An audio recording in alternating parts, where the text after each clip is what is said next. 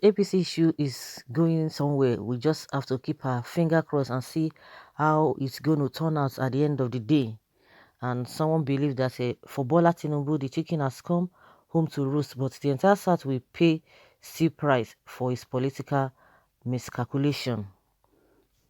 Aldous Leonard Huxley, late English writer and philosopher, once said that men do not learn very much from the lessons of history is the most important of all the lessons of history. Huxley lived long enough through the 19th century to the 20th century to have been able to arrive at this conclusion. Indeed, the history of man is replete with instances of repeated history, often with tragic consequences. And recent events in the All Progressives Congress APC as it concerns former Lagos State Governor and the acclaimed national leader of the party, Bola Ahmed Tinubu, bears eloquent testimony to this inability. In 2013, Tinubu led the Southwest into an alliance with the North to bet the APC with immediate agenda of removing Goodluck Jonathan from power and replacing him with a northern president. The expectation must have been that the Southwest would take over by the time the North completes 2 terms in 2023. And obviously, with him as the potential president, how wrong that calculation has turned out to be. Not that it could have turned out differently after all. Although at the time of forming the APC, the primary focus of Tinubu's Southwest was vice president, it was natural for the zone to have assumed that the alliance would return the favor of presidency when the North takes its turn. Tinubu had, of course, wanted to be vice president, but eventually had to accept the option of nominating a candidate to run with President Muhammadu Buhari, the eventual presidential candidate of the APC, who flatly rejected the idea of him being on the ticket. The alliance was, of course, a product of Tinubu's inability to learn from history, a reality now laid bare by the events of the past few days in the APC. In January 2015, I had an argument with a friend of mine who was sold to the Buhari presidential project and who swore to me that Buhari was going to win the election of that year and that after Buhari, Tinubu would take power. It was weeks after the election, and although I didn't support Buhari, I wanted him to win, having been worried by the kind of political tension building in the country, not just in the north but also in Lagos. I was quite concerned that if Jonathan had won, there would have been crisis and the Igbo would have been the target. I agreed with him that Buhari would win, but assured him that he would regret the victory and that Buhari would never hand over power to the Southwest or indeed anybody in the South. Not long after Buhari became president, the scale fell off his eyes. By 2019, he had become so disappointed with the president that he couldn't stand anyone supporting him to return for a second term. But this time, I told him that Buhari would win again by any means necessary. And not only will he win, he would desire to go beyond 2023 or at best hand over to another of his trusted allies from the north.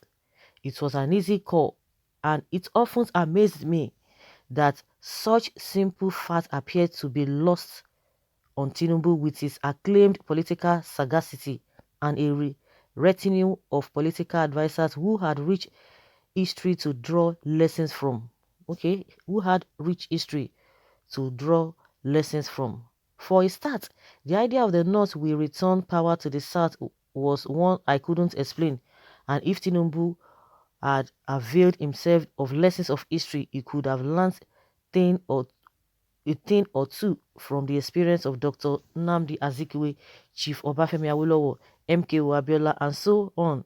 Even more befuddling is the idea that Buhari, who had joined politics in 2003 to stop Olusegun Obasanjo, would be the one to return power to the South, even in the event of that unlikely scenario. Obasanjo was supposed to return power to the North after completing 1 term in 2003 for insistence ongoing beyond that. he insisted on going beyond that that had led to the crystallizing of the opposition against him in the north, part of which was the Sharia crisis of 2000. That opposition was eventually led by Buhari, who built cult following in the region by challenging Obasanjo and the PDP. I had noted previously too that the decision of Tinubu to help Buhari to power in 2015 was a historic political mistake, second only to Emeka Ojukwu going to war. The defeat of the East in the Biafra War helped to establish a hegemonic northern power. Tinubu helping Buhari to power has sealed that hegemony. The reality today is that not only will the Southwest not take power in 2023, power will not leave the North in a generation unless there is an unanticipated event that distorts the current political trajectory. Buhari is of course using his presidency to consolidate northern control of power in the country.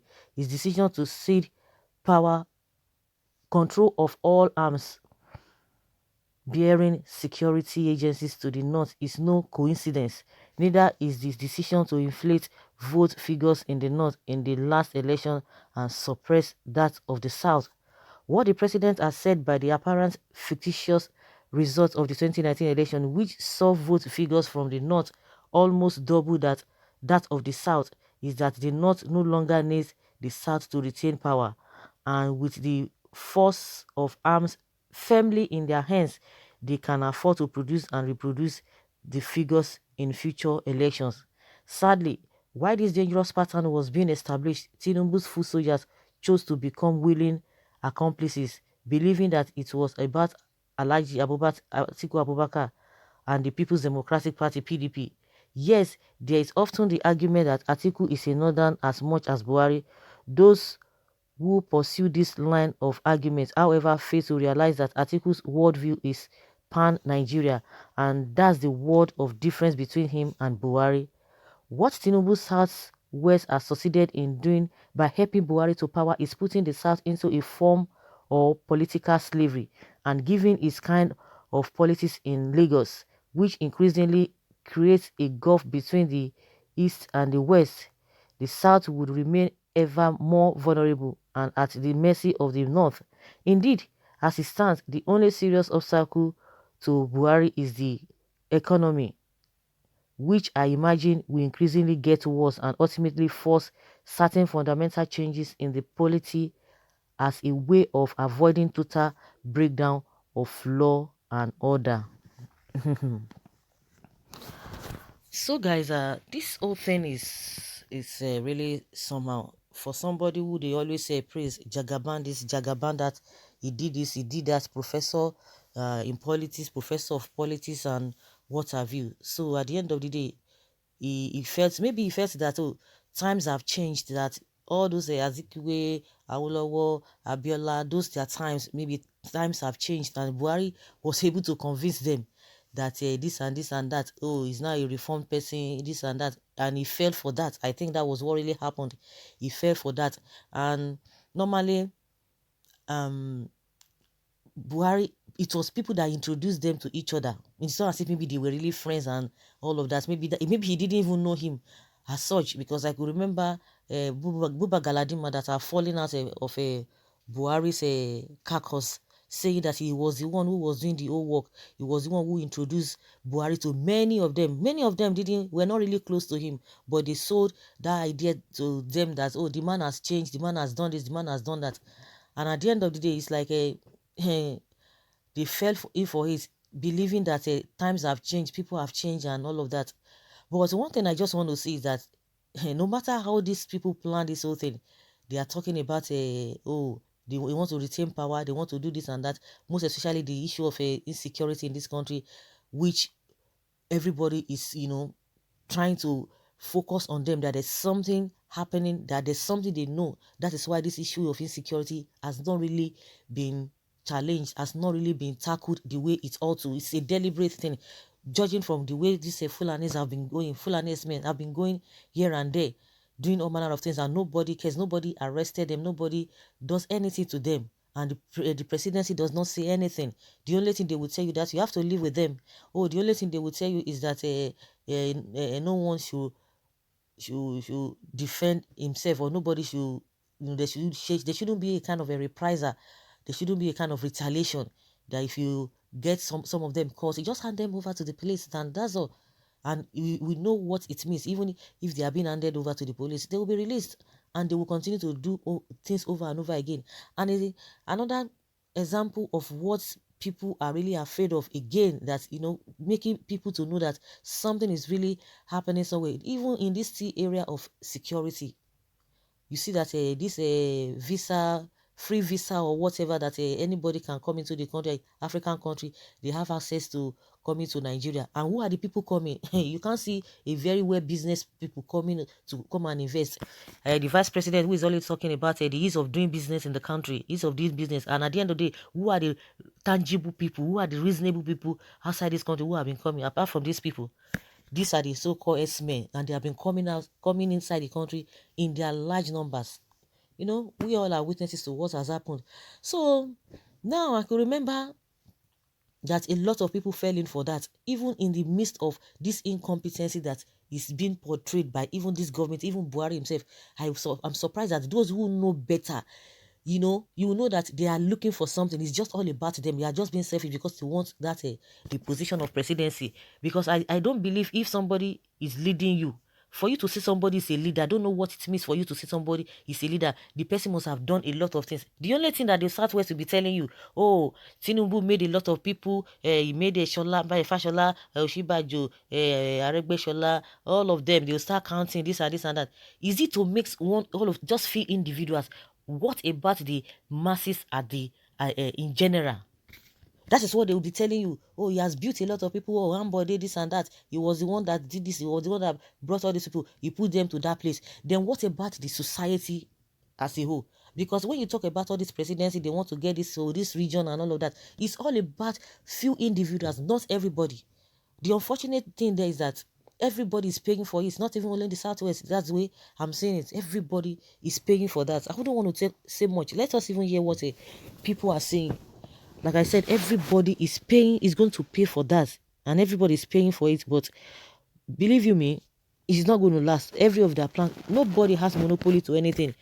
In as much maybe he deceived them, for them to have voted for him, for them to have do this or that.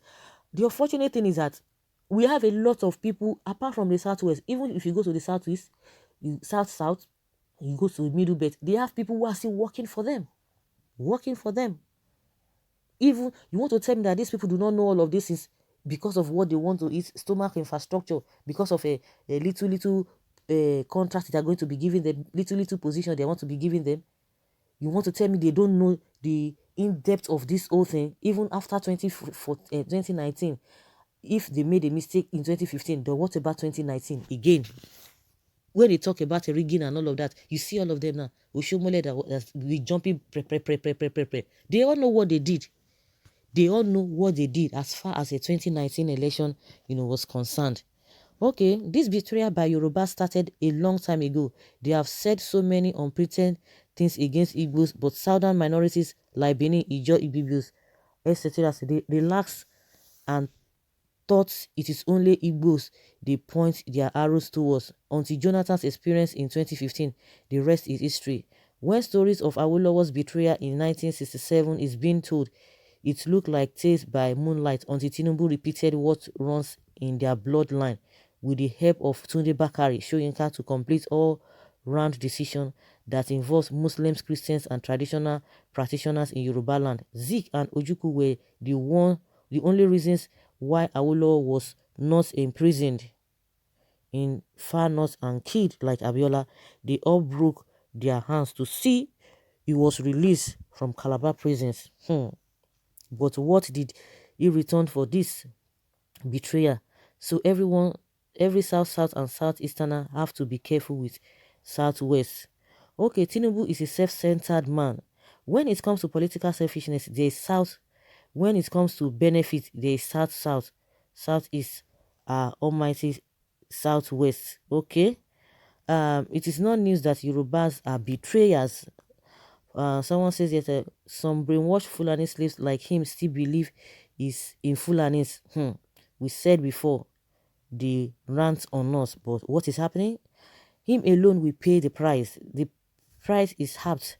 Okay, the peace is apt.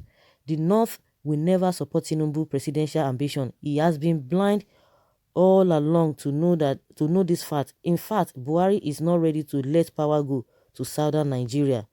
Power belongs to God alone. He gives it to whom he pleases. He brings down one and he lifts up the other.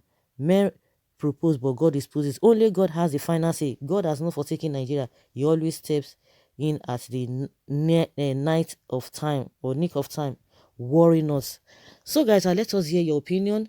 Leave your comments below in the comment section according to this writer saying that for Paula Tinubu, the chicken has come to roost, but the entire South will pay steep price for his political miscalculations. Entire South, not even Southwest.